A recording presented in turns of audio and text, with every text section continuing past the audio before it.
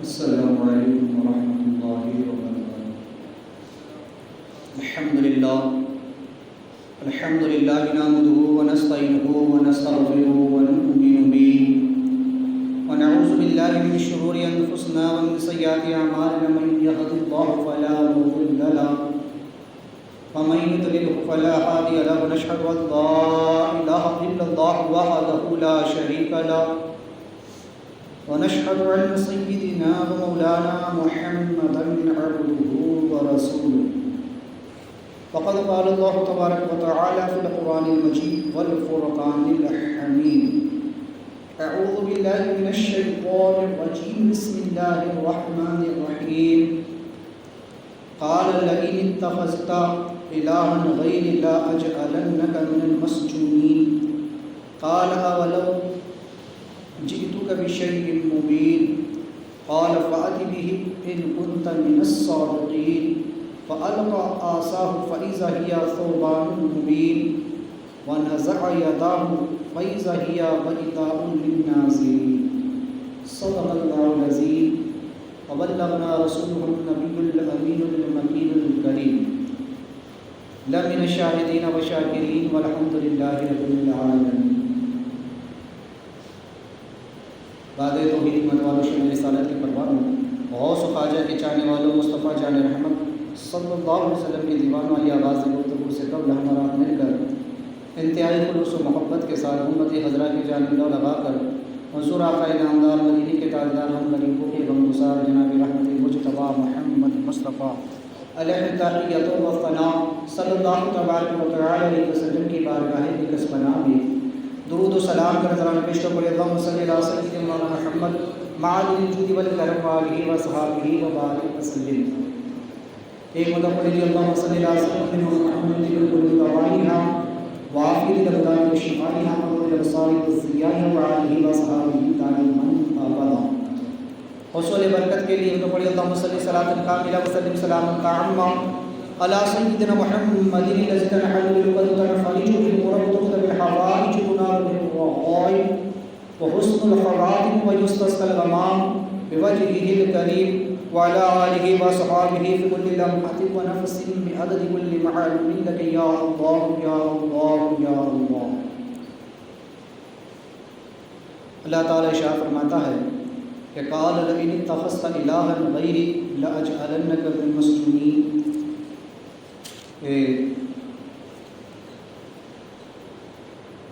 حضرت موسیٰ علیہ السلام کا جو قصہ شروع تھا اس میں جو اب تک ہم نے سماعت کیا تھا، اس کے آگے رب نے فرمایا کہ فرعون نے موسیٰ علیہ السلام سے کہا کہ اگر تم نے میرے سوا کسی اور کو خدا بنایا، رب ٹھہرایا، تو پھر میں تمہیں قیدیوں میں سے بنا دوں گا. اور موسیٰ علیہ السلام نے کہا کہ اگر میں تیرے پاس کوئی روشن دلیل لے کر آؤں تو کیا تو تب بھی ایسا نہیں کرے گا؟ اس نے کہا اگر آپ سچے ہیں تو پھر کوئی دلیل لے کر کے آئے. تو چونکہ اس سے قبل ہم نے دیکھا کہ موسیٰ علیہ السلام اور فرعون کے درمیان جو مناظرہ ہوا اور آپ نے اس کے سامنے دلائل کا ایک عظیم انبار رکھا، ان دلائل سے وہ عاجز آ گیا، ان دلائل سے عاجز آ گیا کیونکہ اس کے پاس ان دلائل کا کوئی جواب نہیں تھا. آپ نے کہا کہ میرا رب وہ ہے کہ جس نے زمین آسمان پوری کائنات کو پیدا فرمایا، دونوں مشارق و مغارب کا رب وہی ہے، جو کچھ آسمانوں اور زمینوں میں سب کا رب بھی وہی ہے. تو لہٰذا تین چیزیں یہاں خاص طور سے، ایک ہے رب کی خالقیت، اس کی مالکیت اور اس کی رزاقیت. گویا آپ نے تین چیزوں کی طرف اسے اشارہ کیا کہ رب وہ ہے جو خالق ہے،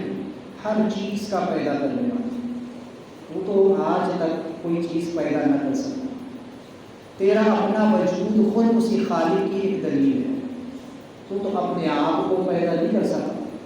نہ تو کسی اور کو پیدا کر سکتا، نہ تجھے میری طاقت و صلاحیت ہے، اور نہ ہی تو ذاتی طور پر کسی چیز کا مالک و مختار ہے، کیونکہ ہر چیز کو اللہ ہی نے پیدا کیا تو اس کا مالک حقیقی بھی وہی ہے۔ اور تمام مخلوقات کو رزق دینا، انہیں زندگی دینا، موت دینا، رزق دینا، یہ سب اللہ ہی کی شان ہے، کہ اللہ رب العالمین ہی کا کرم ہے۔ تو لہٰذا نہ تو خود سے پیدا ہوا، نہ تو اپنے آپ مر سکتا ہے، نہ تو ذاتی طور پر کسی چیز کا مالک و مختار ہے، اور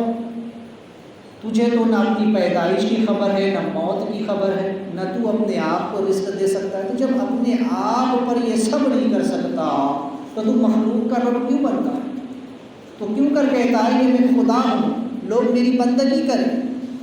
کیونکہ جس رب نے پیدا کیا ہے اور جو موت دے گا، جو رزق دیتا ہے، جس نے زندگی دی ہے، اسی کی شان ہے کہ اس کی بندگی کی جائے،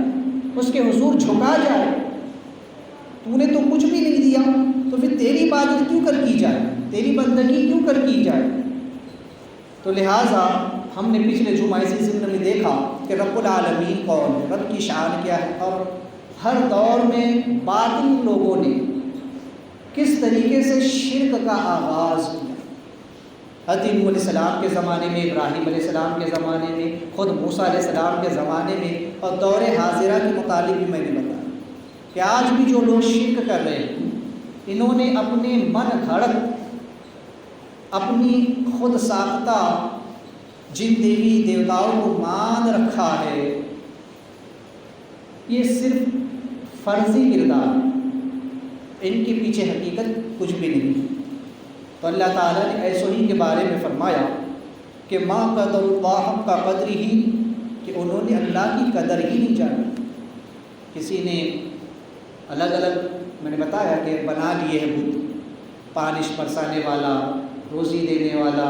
زندگی دینے والا، موت دینے والا، الگ الگ بنا لیے، جبکہ یہ سارے اختیارات صرف اور صرف اللہ رب العالمین کے اختیار ہیں۔ تو اللہ نے فرمایا کہ وہ ما قدر اللہ حق کا قدر ہی، انہوں نے اللہ کی قدر ہی نہیں جانی، انہوں نے رب کو سمجھا ہی نہیں کہ رب کیا ہوتا ہے، اللہ کون ہے، اللہ کیا ہے، انہوں نے اللہ کی قدر ہی نہیں جانی۔ وَالْأَرْضُ جَمِيعًا قَبْضَتُهُ يَوْمَ الْقِيَامَةِ، کہ قیامت کے دن زمین اس کی مٹھی میں ہوگی، اس کے قبضے میں ہوگی، اس کے اختیار میں ہوگی، آج اسی کے اختیار میں۔ اور قیامت کے دن جب ہم تمام زمینوں کو لپیٹ دیں گے، اور آگے فرمایا کہ وَالسَّمَوَاتُ مُطْوِيَاتٌ بِيَمِينِهِ، اور اس دن آسمان بھی لپیٹ دیے جائیں گے، قیامت کے دن آسمان بھی لپیٹ دیے جائیں گے۔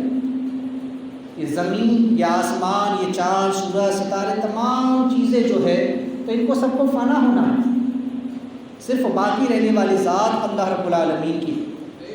تو چونکہ قیامت کے دن یہ تمام چیزیں اللہ کے اختیار میں، اس کے قبضے قدرت میں ہوں، وہ خود فرمائے گا لمن الملک اليوم، آج کس کے لیے بادشاہت ہے، آج کون ہے جو بادشاہ ہے زمین پر؟ آج بڑے بڑے بادشاہ ہوتے، رب فرمائے گا کہ اب کون ہے جو اپنی حکومت چلائے گا؟ جب کوئی جواب دینے والا نہ ہوا تو خود ہی فرمائے گا للہ الواحد القہار، آج بھی اسی قہار کی حکومت ہے، آج بھی اللہ رب العالمین ہی کی حکومت ہے۔ تو فرمایا کہ انہوں نے اللہ کی قدر ہی نہیں جانی، جیسا اس کا حق تھا۔ قیامت کے دن زمین اور آسمانوں کو لپیٹ دیا جائے گا، وہ اللہ کے اختیار میں ہوں گے، سبحانہ و تعالی عما یشرکون، اور اللہ ان کے شرک سے پاک اور برتر ہے۔ وہ جو شرک کر رہے ہیں اور جو انہوں نے الگ الگ خدا بنا رکھے ہیں، اور ان کا یہ عقیدہ ہے کہ قیامت کے دن یہ خدا سے لڑ کر ہمیں بچا لیں گے، کل قیامت کے دن اگر خدا ہمیں عذاب دینا چاہے گا تو یہ بت خدا سے ہمیں بچا لیں گے، یہ جو ان کا عقیدہ ہے، یہ بات ہے۔ کیونکہ کفار مشرکین کا ایک عقیدہ یہ ہے، اور ان کا ماننا یہ ہے کہ یہ جتنے بھی بت ہے یہ خدا کی خدائی میں اس کے شریک ہیں، اس لیے کہ خدا ان کے بغیر کچھ کر نہیں سکتا باز، اسی لیے اس نے ہر ایک کو الگ الگ کام جو ہے جس کے ذمے ہے، اسی کام کا وہ خالق بھی ہے، مالک بھی، وہی اس کو کرتا ہے، اس لیے خدا ان کا محتاج ہے، یا یوں کہ وہ ان سب میں حلول کیے ہوئے ہیں، ان سب کے اندر وہ موجود ہے۔ تو بہرحال یہ ہر طرح سے شرک ہے، اللہ تعالیٰ نے کسی میں حلول فرماتا ہے، نہ وہ کسی کا محتاج ہے، وہ خود مالک و مختار، تو انہوں نے اللہ کی قدر ہی نہیں جانی۔ اب چونکہ جب فرعون موسیٰ علیہ السلام کے تمام دلائل سے عاجز آ گیا اور اس کے پاس کوئی جواب نہیں رہ گیا، تو پھر وہ اس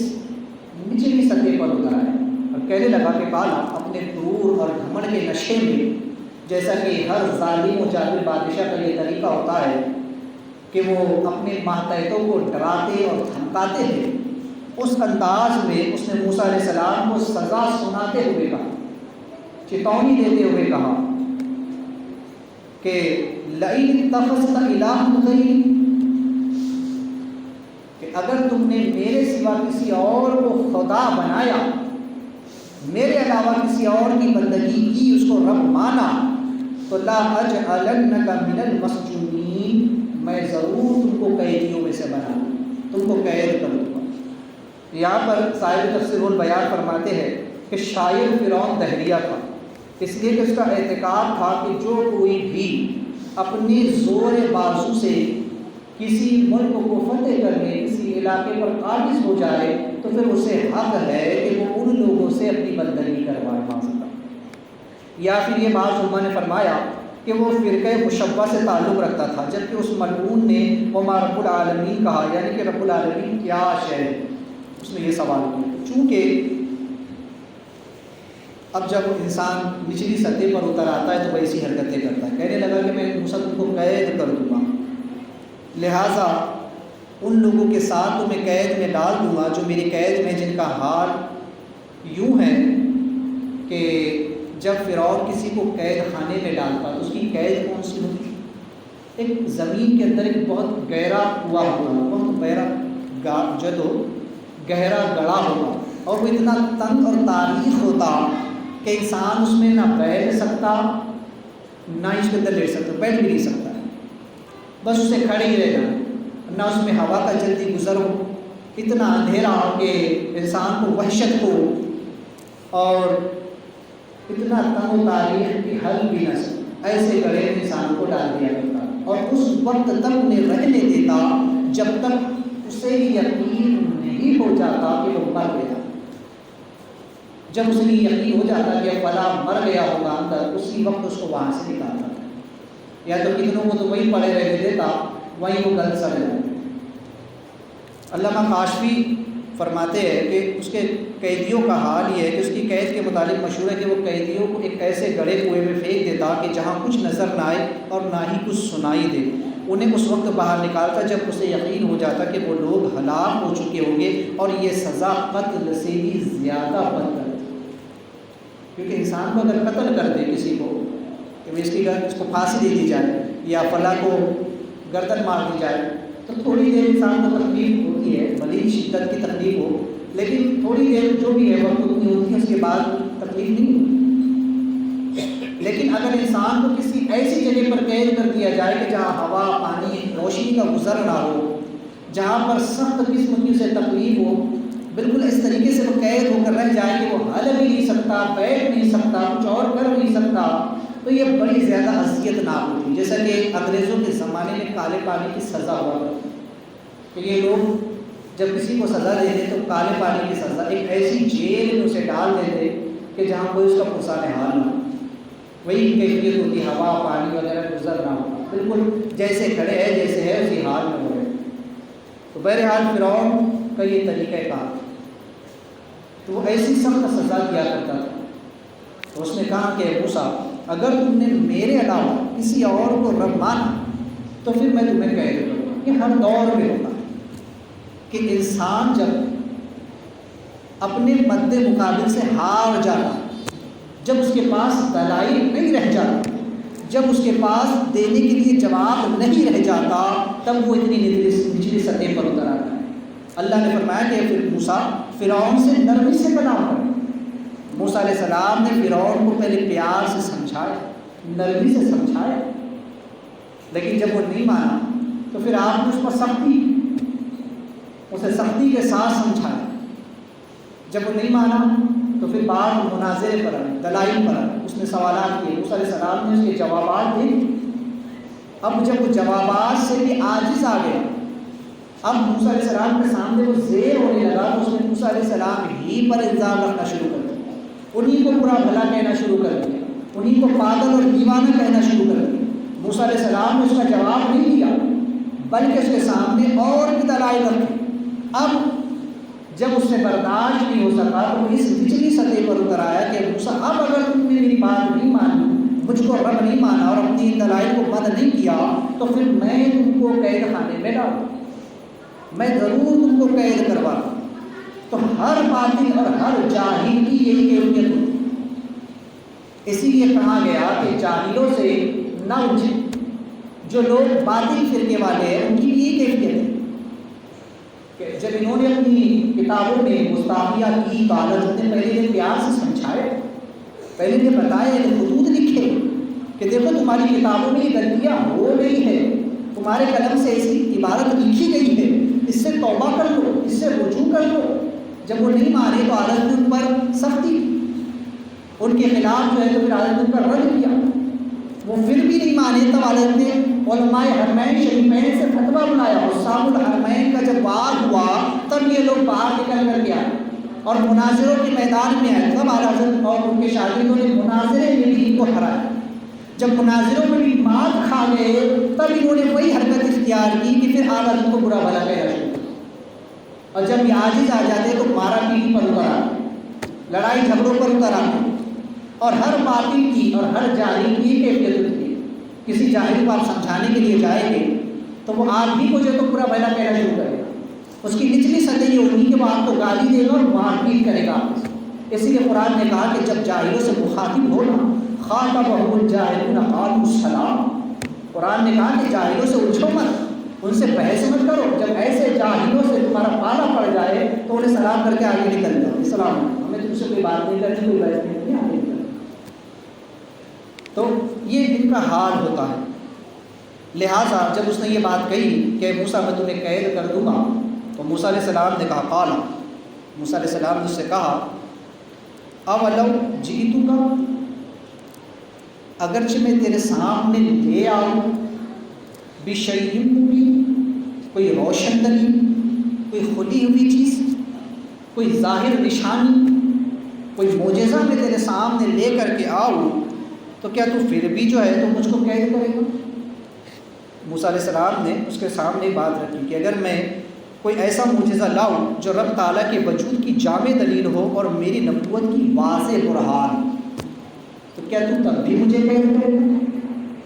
کیا تب بھی تو میرے لیے یہ حکم رکھے گا کہ مجھے قید کر دیا جائے؟ آپ نے فرمایا کہ گویا ایسا محسوس ہوتا ہے کہ میں اگرچہ تیرے سامنے کوئی دلیل لے کر آئے تب بھی تو یہ طے کر چکا ہے کہ تو ضرور مجھ کو قید کرے گا۔ چونکہ میں سنا ہوں ایک مثال پہلوانوں کے مطابق، یہ کر کے ٹانگ اونچی رکھا ہے نا، جب وہ اکھاڑے میں کوئی پہلوان کو جو ہے تو دوسرا پہلوان اس کو ہرا دیتا ہے تو وہ اپنی ٹانگ اونچی کر دیتا ہے، یہ دکھانے کے لیے کہ میری ٹانگ ابھی اونچی ہے اور میں ہارا نہیں، جبکہ وہ ہار چکا ہے لیکن ٹانگ اونچی کرتے ہیں۔ تو یہی حال میرا ہوگا۔ موسیٰ علیہ السلام نے جب دلائل سے اسے ہرا دیا، اسے چاروں کونے چیت کر دیا، تو اس نے اپنی انا کی دلیل اوپر اٹھائی، اپنی انا کی ٹانگ اوپر اٹھائی، موسیٰ میں تجھے قید کر دوں گا اگر میرے علاوہ کسی کو رکھنا۔ آپ نے کہا اچھا ٹھیک ہے، اگر میں تیرے سامنے کوئی معجزہ دکھاؤں، اب تک تو جو بات چل رہی تھی وہ باتوں پہ ہو رہی تھی، اب تک تو جو کچھ ہو رہا تھا وہ مناظرہ ہو رہا تھا، اب تک جو باتیں ہو رہی تھی وہ دلیل کی روشنی میں ہو رہی تھی کہ میں نے تیرے سامنے رب کی خالقیت، مالکیت اور رزاقیت پر میں نے تیرے سامنے دلیلیں پیش کی، لیکن تو دلیلوں کو سمجھنے کی صلاحیت نہیں رکھتا یا سمجھتے ہوئے سمجھنا نہیں چاہتا، اور پھر بھی تو اپنی خدائی کا راگ الاپ رہا ہے۔ میں نے تیرے واضح انداز میں ثابت کر دیا کہ رب کی شان کیا ہے، رب کون ہوتا ہے، رب کی جو عظمت کیا ہوتی ہے، اس کے باوجود بھی اپنی کمزوریوں کو جاننے کے باوجود بھی، اپنے آپ کو جاننے کے باوجود کہ تو پیدا ہوا ہے، تجھے مرنا ہے، تو ایک دن مر جائے گا، اس کے بعد بھی تو اپنی ربوبیت کی جو ہے تو رٹ لگائے بیٹھا ہے کہ میں ہی رب ہوں، میں ہی خدا ہوں۔ تو چل ٹھیک ہے، ایسا کرتے کہ میں تیرے سامنے کوئی دلیل لے کر کے آتا ہوں، کوئی معجزہ میں تجھ کو دکھاتا ہوں، کیا اس معجزے کو دیکھنے کے بعد تو مان لے گا کہ بے شک کوئی رب ہے، کوئی اللہ ہے اور میں اللہ کا رسول ہوں؟ تو وہ کہنے لگا، قال، فرعون نے کہا، فاتی بھی، ضرور لے کر کے آؤ، اگر ایسی بات ہے تو پھر ضرور لاؤ، ان کنت من الصادقین، اگر تم سچے لوگوں میں سے، اگر واقعی میں تم سچے ہو، تم جو کہہ رہے ہو وہ سچ ہے، تو پھر ٹھیک ہے، کوئی ایسی دلیل لے کر کے آؤ، کوئی ایسا معجزہ لے کر کے آؤ کہ جس سے یہ ثابت ہو کہ واقعی میں رب ہے اور تم اس کے رسول ہو۔ تو حضرت موسیٰ علیہ السلام کے ہاتھ میں اس وقت ایک آسا تھا، جنت کے موروں کے درخت کا، وہی آسا جس کے بارے میں ہم تک کے سن چکے ہیں، جسے آدم علیہ السلام جنت سے لے کر کے آئے تھے۔ اور ایک روایت میں کہ جب آپ کا وصال ہوا حضرت آدم علیہ السلام کا، تو اس آسے کو جبریل علیہ السلام اپنے ساتھ لے کر چلے گئے۔ ایک روایت کے مطابق یہ کہ وہ آسا انبیاء علیہ السلام کی تحویل میں رہا، انہیں میں وراثت میں تقسیم ہوتا رہا، یہاں تک کہ موسیٰ علیہ السلام کے پاس وہ آسا پہنچا۔ اور ایک روایت میں یوں ہے کہ فرعون نے آپ سے پوچھا کہ یہ کیا ہے، اور ایک روایت میں یہ ہے کہ آپ نے خود فرعون سے پوچھا، اسے آسا دکھا کر کے پوچھا یہ کیا ہے، اس نے کہا آسا ہے، ایک لکڑی۔ تو آپ نے کہا فعلقا، آپ نے جو اس کو زمین پر ڈال دیا، آسا ہے، فعلقا آسا ہے، آپ نے جو اپنا آسا تھا اس کو وہاں زمین پر ڈال دیا، چونکہ فرعون کا دربار لگا ہوا تھا اور وہ اپنے تخت پر بیٹھا ہوا تھا، اور اس کے ارد گرد اس کی قوم کے 500 لوگ جو زرق برق لباس میں اور زیوروں سے آراستہ و پیراستہ ہو کر کرسیوں پر بیٹھے ہوئے تھے، جو اس کے مصاحبین تھے، جو اس کے قوم کے سردار تھے، جو وزیر مشیر تھے، وہ سب بیٹھے ہوئے اور پورا دربار بھی بھرا ہوا تھا، عام درباری بھی تھے اور لوگ بھی تھے، پورا دربار اس کا بھرا ہوا تھا۔ موسیٰ علیہ السلام نے اسی دربار میں اپنا وہ آسا ایسی جگہ پر رکھا کہ جہاں سے ہر کوئی اس کو دیکھ سکے۔ آپ نے وہ آسا لیا اور زمین پر ڈال دیا، فَإِذَا هِيَ، بس اسی وقت ہو گیا ثُعْبَانٌ مُبِینٌ، ایک بہت بڑا آسا، ایک کھلا ہوا اسلحہ، بہت بڑا اسلحہ، جیسے ہی آپ نے اسے زمین پر رکھا وہ رکھتے ہی ایک اسلحہ بن گیا، اور اتنا کہ مفسرین فرماتے ہیں کہ 120 فیٹ لمبا ہو گیا، اور اس نے اپنا ایک جبڑا زمین پر رکھا اور دوسرا جو تو فرعون کے محل کی دیواروں پر رکھ دیا، اونچائی پر، اور اتنی ہیبت ناک اس کی شکل تھی کہ وہ اپنی دم پر کھڑا ہو گیا۔ جب اس نے اپنا رخ فرعون کی طرف کیا تو فرعون کی ڈر کے مارے چیخ نکل گئی، اور بعض مفسرین فرماتے ہیں کہ اس کی ریح بھی خارج ہوئی، اس کی ہوا خارج ہوئی، اور اس دن 700 مرتبہ اس کی ہوا خارج ہوئی، اور یہ بیماری اس کو ایسی لگی کہ مرتے دم تک اس کی یہ بیماری رہی، اس پر ایسی ہیبت، ایسی دہشت تاری ہوئی اس معجزے کی، اس ثعبان مبین کی، کہ اس نے اپنے تخت سے چھلانگ لگائی اور سیدھا تخت کے نیچے جا کر کے بیٹھ گیا۔ اب تک جو تخت پر بیٹھ کر کے اکڑتا تھا، اپنے آپ کو رب کہلواتا تھا، انا ربکم الاعلی کا اعلان اڑاتا تھا، اب جب اس نے یہ معجزہ دیکھا تو اسی تخت کے نیچے جا کر کے چھپ گیا۔ یہ اس کی کتنی بڑی عاجزی کی اور غریب تھی کہ تو اپنے آپ کو رب کہہ رہا ہے۔ رب تو وہ ہوتا ہے جس سے کوئی نہیں ڈرتا اور سب اس سے ڈرتے، اور تو ایک عزدے سے ڈر گیا جو رب کی مخلوق ہے، یہ تو رب کا ایک معجزہ ہے، تو اس کی معجزے کو دیکھنے کی جب طاقت تجھ میں سے برداشت نہیں کر سکا، اپنے آپ کو رب کہتا ہے، اپنے آپ کو خدا کہتا ہے۔ رب تو وہ ہے کہ جو کسی سے نہیں ڈرتا بلکہ سب اس سے ڈرتے، تو خود اپنے تخت کے نیچے جا کر کے چھپ گیا۔ اور علامہ کاشفی فرماتے ہیں کہ جب اس عزدے نے اپنا رخ فرعون کے درباریوں کی طرف کیا تو ان میں بھگدڑ مچ گئی، یہاں تک کہ 2500 افراد ایک دوسرے کے نیچے دب کر کے مر گئے اس ہیبت سے۔ فرعون اپنے تخت کے نیچے سے چلایا، اے موسیٰ، تجھے اس رب کی قسم جس نے تجھے رسول بنا کر کے بھیجا ہے، اسے پکڑ، اسے فوراً پکڑ لے۔ تو حضرت سیدنا موسیٰ کلیم اللہ علیہ السلام نے جیسے ہی اس کو پکڑا تو وہ پھر سے آسا بن گیا، وہی آسا جو آپ کے ہاتھ میں تھا، جس میں سرے مڑ بالکل ذرا سے ذرہ برابر بھی اس میں تغیر اور تبدل نہ تھا، اس میں کوئی تبدیلی نہیں، وہی آسا تھا۔ جب آپ اسے زمین پر رکھتے وہ فوراً عذاب مل جاتا ہے۔ اور چونکہ قرآن نے اسے ایک جگہ پر جان بھی کہا اور ایک جگہ پر سبحان مبین بھی کہا، یعنی کہ وہ رفتار حساب جب چھوٹا ہوتا ہے اور جب باریک ہوتا ہے تو ایک دم تیزی کے ساتھ چلتا ہے، لیکن جیسے جیسے وہ بڑا ہوتا ہے موٹا ہوتا جاتا ہے اس کی رفتار میں کمی آ جاتی ہے۔ جیسا کہ اگر کوئی اژدھا آپ نے دیکھے ہوگے تو وہ بہت دھیرے چلتا ہے، لیکن اس کی بنسبت چھوٹا سانپ پھرتئی کے ساتھ فوراً نکل جاتا ہے۔ تو یہ جو اللہ نے معجزہ موسیٰ علیہ السلام کو دیا اس کی شان یہ تھی کہ وہ رفتار میں پھرتی میں اس چھوٹے سانپ کی طرح تھا، لیکن جسامت میں وہ جو ہے تو اژدھے ہی مانے تھا، بہت بڑا تھا۔ تو لہٰذا جب آپ نے اسے پکڑا تو وہ پھر سے ویسے ہی جیسے آسا ہو گیا۔ تو لہٰذا فرعون نے کو جب اس کی تھوڑی جان میں جان آئی، اس نے کہا کہ موسیٰ کیا اور بھی کچھ ہے؟ تو ایک معجزہ دیکھ کر کے تو پہلی تو حالت خراب ہوگی، ہوا خارج ہوگی۔ یہی ہر باطل کا حال ہوتا ہے کہ جب وہ اہل علم کے سامنے آتے ہیں تو ان کی بھی ہوا ایسی خارج ہوتی ہے۔ ہر باطل فرقے کی اہل سنت کے مقابل مناظروں کے میدان میں ایسی ہوا خارج ہوتی ہے۔ آج تک ان کے آنے کی جو ہے تو یہی حال ہوتا ہے کہ مقابلے پر وہ نہیں آ پاتے۔ بہرحال فرعون کہنے لگا کہ موسیٰ کیا اور بھی کوئی دلیل ہے، کیا اور بھی کچھ باقی ہے دکھانے کے لیے؟ تب آپ نے اسے اپنا ہاتھ دکھا کر کے کہا کہ یہ کیا ہے؟ اس نے کہا کہ یہ ہاتھ ہے۔ تب وَنَزَعَ يَدَهُ، تب آپ نے جو اپنے اسی ہاتھ کو، سیدھے ہاتھ کو، دائیں ہاتھ کو اپنے گریبان میں لایا، جو اللہ نے آپ کو دوسرا معجزہ عطا فرمایا تھا۔ فَإِذَا هِيَ، بس وہ ہو گیا، بن گیا، بَيْضَاءُ، بالکل روشن ہو گیا، اتنا روشن کہ مفسرین فرماتے ہیں کہ بغیر کسی مرض کی، بغیر کسی بیماری کی وہ اتنا روشن ہو گیا کہ جیسے سورج ایسا محسوس ہوتا تھا کہ فرعون کے دربار میں اترا ہے۔ آپ کا ہاتھ اتنا روشن ہو گیا، سورج کی طرح آپ کا ہاتھ چمکنے لگا۔ اس کی جو روشنی تھی مفسرین نے اس کو سورج کی روشنی سے تشبیہ، لیکن اس میں کوئی ضرر نہیں تھا، یعنی اس میں کوئی نقصان پہنچانے کی صلاحیت نہیں، جیسے کہ سورج ہے، سورج روشن ضرور ہے لیکن سورج کی روشنی میں تپش ہے، گرمی،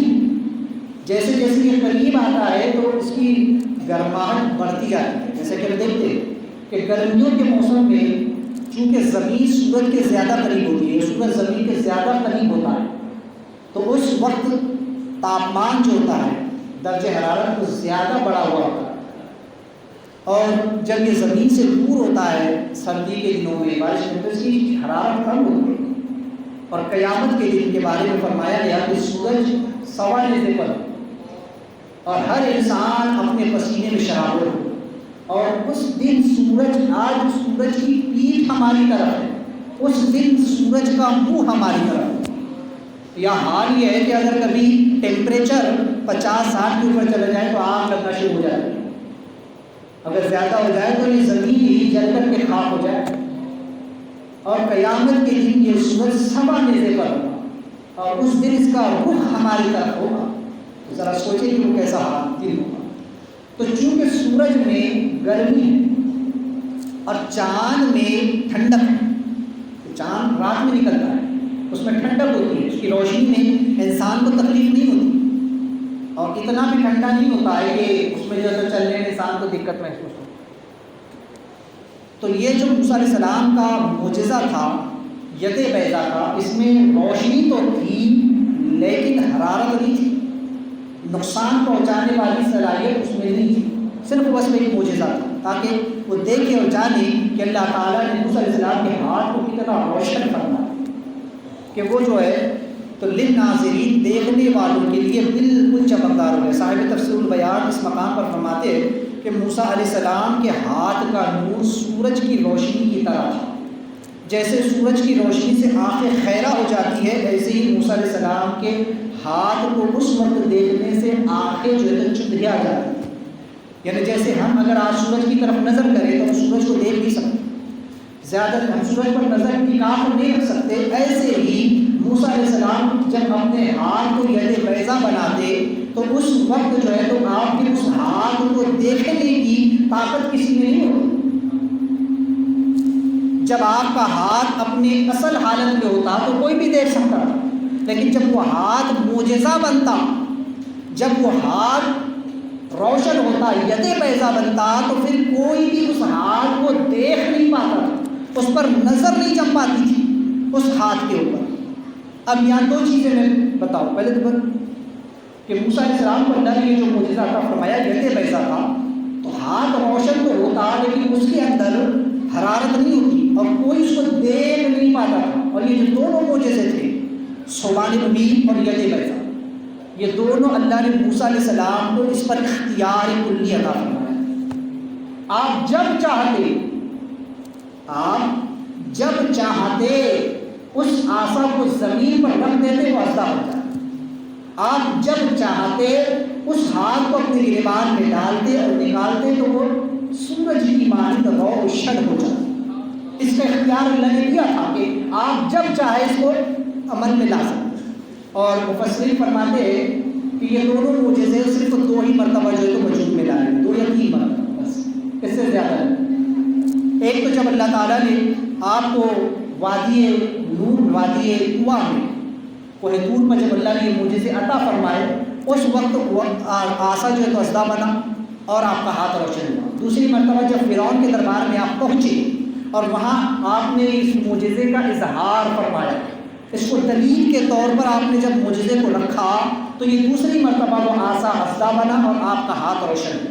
اور تیسری مرتبہ جب آپ آگے سنیں گے کہ فرعون نے جادوگروں کو بلایا تو اس وقت میں جو ہے تو یہ تیسری مرتبہ ہوا۔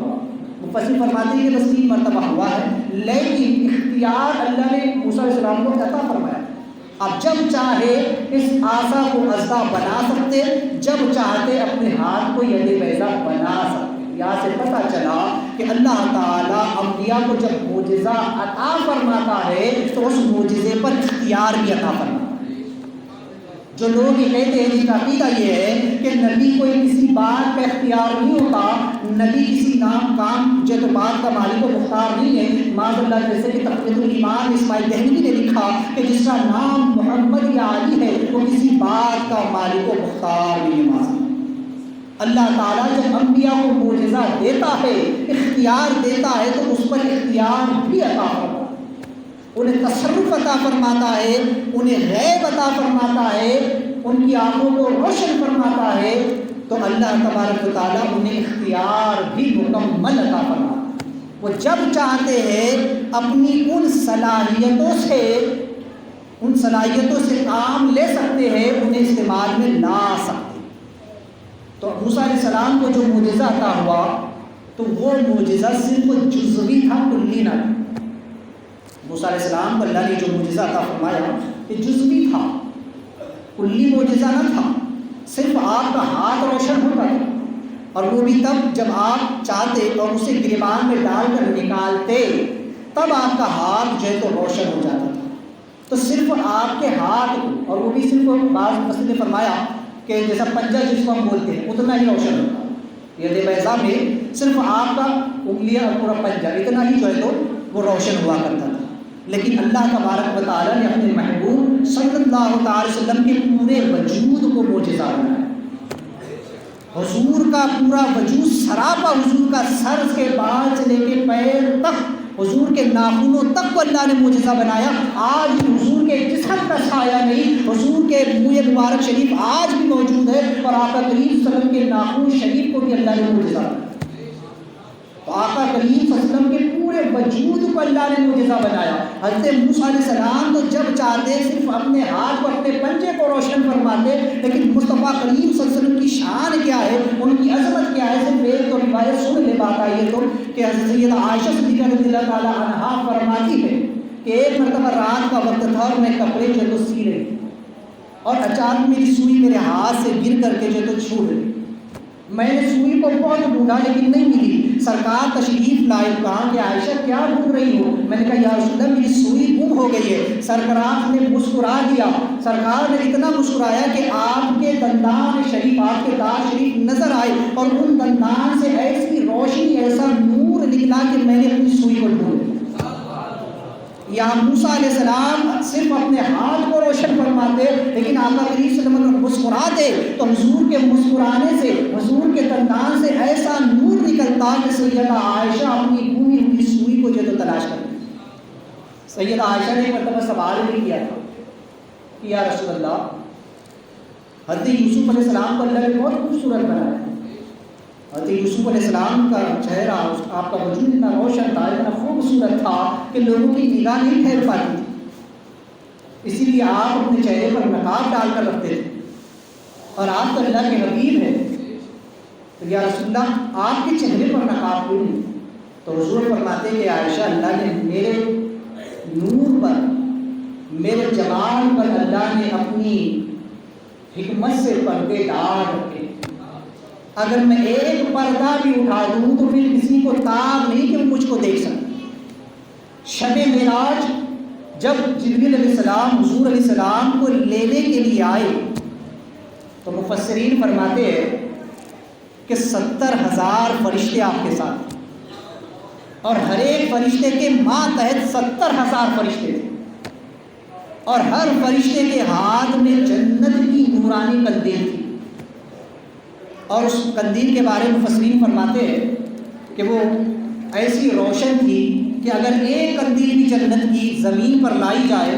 تو پوری زمین روشن ہو جائے، دونوں مشرق و مغرب صرف ایک قندیل سے روشن ہو جائے۔ تو ایسے 70,000 فرشتے، اور ہر ایک فرشتے کے ماتحت 70,000 فرشتے، اور تمام فرشتوں کے ہاتھ میں وہ جنت کی نورانی قندیل تھی جسے لے کر کے آئے تھے شب معراج، کہ حضور کی بارات نکلنے والی تھی، سرکار جو ہے تو اس زمین سے اپنے رب کی طرف جو ہے تو ملاقات کے لیے تشریف لے جانے والے تھے۔ تو مفسرین فرماتے ہیں کہ ان تمام قندیلیں جب حضور کے سامنے لائی گئی اور سرکار علیہ السلام جب تیار ہوئے، سرکار نے غسل فرمایا، وضو فرمایا، امامہ جو ہے تو سرکار نے اپنے سر پر جو ہے تو باندھا، اور اس کے بعد سرکار جب سوار ہو کر براق پر بیٹھے تو جبریل علیہ السلام حیران ہو گئے کہ وہ تمام جنت کی لائی ہوئی قندیلیں حضور کے نور کے سامنے ستاروں کی طرح جگمگا رہی، جیسے اندھیری رات میں ستارے جگمگاتے ہیں، یا جیسے سورج کی روشنی آ جانے پر چاند ستارے گم ہو جاتے ہیں، ایسے ہی حضور جب براق پر سوار ہوئے تو حضور کے نور کے سامنے وہ جنت کی تمام قندیلیں جھلملانے لگیں، گویا ان کا نور مان پڑ گیا۔ جبریل حیران ہو گئے، رب نے وہی فرمائی، رب نے فرمایا کہ جبریل حیران کیوں ہو، یہ تو ایک پردہ میں نے اٹھایا ہے، ایسے 70,000 پردے میں نے میرے محبوب کے حسن و جمال پر ڈالے۔ شب معراج صرف ایک پردہ اٹھا تو جبریل جو خود نور ہے وہ حیران ہو گئے کہ میں حضور کو نہ جان سکا، تبھی تو کہنے لگے کہ یہی بول سدرہ والے چمن جہاں کے تھالے، سبھی میں نے چھان ڈالے، تیرے پائے کا نہ پایا، تجھے یک نے یک بنایا، تجھے حمد ہے خدایا، تجھے حمد ہے خدایا۔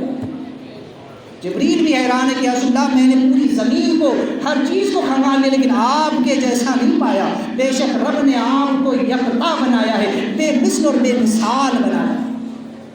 تو ایسے 70,000 پردے حضور علیہ السلام کے حسن و جمال پر پڑے ہوئے۔ سرکار علامہ حسن رضا بریلوی فرماتے ہیں کہ ایک جھلک دیکھنے کی تاب نہیں عالم کو، اگر جلوہ کرے کون تماشا ہے۔ یہ تو اللہ تعالیٰ نے پردے ڈال رکھے، اور انہی پردوں میں سے ایک پردے کا نام بشریت، جس کے بارے میں فرمایا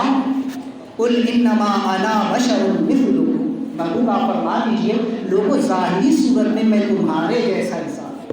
یہ بشریت ایک پردہ ہے کہ اگر حضور لباس بشر میں نہ آتے اور نورانیت کے ساتھ آ جاتے تو پھر کسی میں ہمت نہ تھی کہ حضور کو دیکھ پاتا۔ ارے موسیٰ علیہ السلام کا صرف ہاتھ روشن ہوتا تو کسی کی آنکھوں میں اتنی صلاحیت نہیں تھی کہ وہ موسیٰ علیہ السلام کے ہاتھ کو دیکھ سکے۔ اگر حضور کے پورے وجود کو اللہ نے جس کو نور سے بنایا ہے، حضور اگر نورانیت کے ساتھ آ جاتے تو پھر کس میں ہمت تھی کہ وہ حضور کو دیکھ لیتا،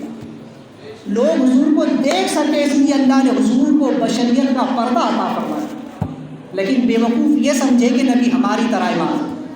وہابیوں نے سمجھ لیا کہ نبی ہمارے جیسے بشر ہے، ہم نبی کے جیسے عام انسان ہیں۔ تو یاد رکھیے کہ بشریت ایک پردہ ہے حضور کی نورانیت پر۔ کسی کی مجال نہیں کہ حضور کی مثل ہو جائے. حضور کا جو جسم پاک بھی، یہ بشریت بھی حضور کی ایسی بے مثل و بے مثال ہے کہ اگر اسی پر دلیل دی جائے تو پھر بات اور چلی جائے. حضور کے تو جسم کا سایہ تک نہیں بنتا. تو غرض کہ اللہ تعالیٰ نے حضور کے پورے وجود کو معجزہ بنایا. تو موسیٰ علیہ السلام نے دربار فرعون میں یہ 2 معجزے دکھائے، جن معجزوں کو دیکھ کر کے فرعون مبہوت ہو گیا،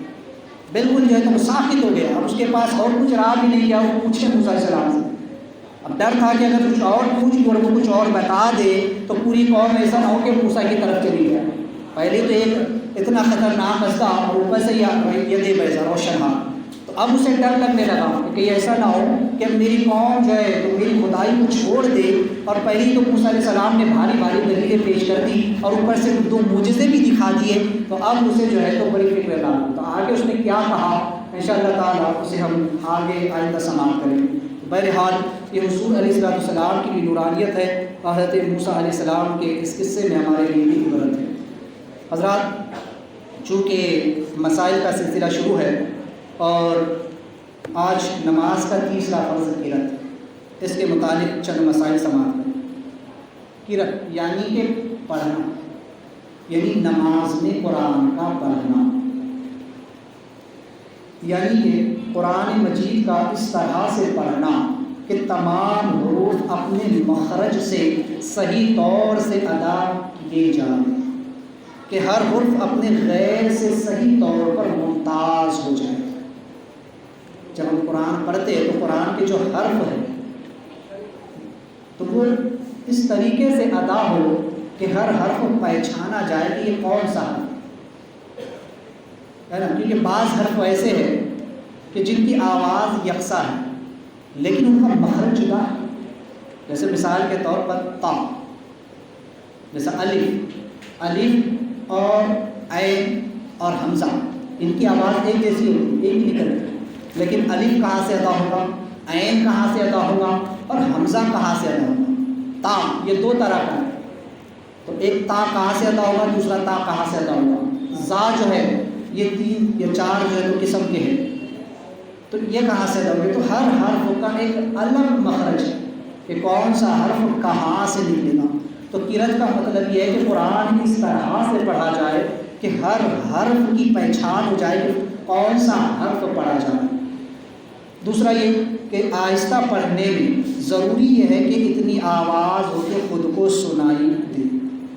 جبکہ کسی قسم کا شور و گل نہ ہو یا اسے شکل سماعت نہ ہو. نماز میں اگر ہم قرآن پڑھ رہے ہیں، قرأت کر رہے ہیں تو اتنی آواز ہو، اگر ہم تنہا پڑھ رہے ہیں یا سری نماز اگر ہو رہی ہے تو اتنی آواز ہو کہ کم سے کم اپنے کان خود سنے، جبکہ کوئی شور و گل نہ ہو اور پڑھنے والا بہرا نہ ہو، یعنی اسے شکل سماعت یا جسے اونچا سننے کی بیماری نہ ہو. تو اس کے لیے اتنا ہو کہ اس کے اپنے کان خود سن.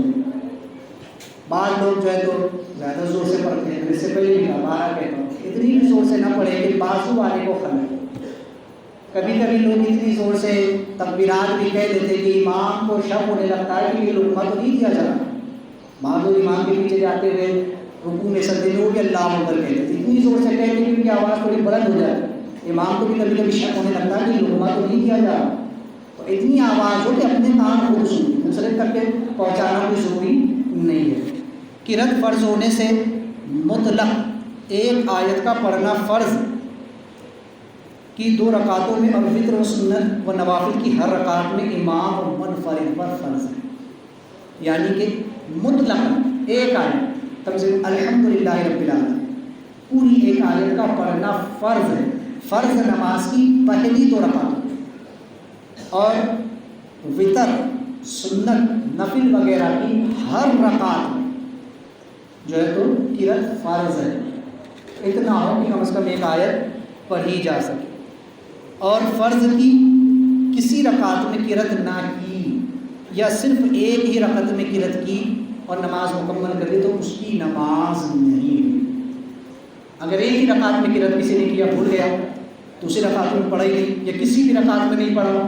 تو پھر اس کی نماز نہیں ہے. یہ کب ہے؟ جب کوئی تنہا پڑھ رہا ہے، امام کے پیچھے قرأت نہیں ہے. بعض لوگ امام کے پیچھے بھی قرأت کرتے، بہت سے لوگ جب امام کے پیچھے ہو تو امام کی نماز مقتدی کی نماز ہے، امام کے پیچھے آپ کو صرف ثنا پڑھنی ہے اور صرف تکبیرات انتقالی کہنا ہے، اور تسبیح یعنی کہ رکوع اور سجدہ دونوں تسبیح اور التحیات درود ابراہیم و دعا مسعود قرأت امام کے پیچھے نہیں، چاہے وہ جہری نماز ہو یا سری نماز ہو، کسی بھی نماز میں امام کے پیچھے قرأت نہیں ہوتی۔ تو لہٰذا ان مسائل کو ذہن میں رکھیں اور اپنی نماز کو صحیح کرنے کی کوشش کریں۔ دوران گفتگو کوئی غلطی ہو تو توبہ کرتا ہوں، استغفر اللہ ربی من کل ذنب واتوب الیہ۔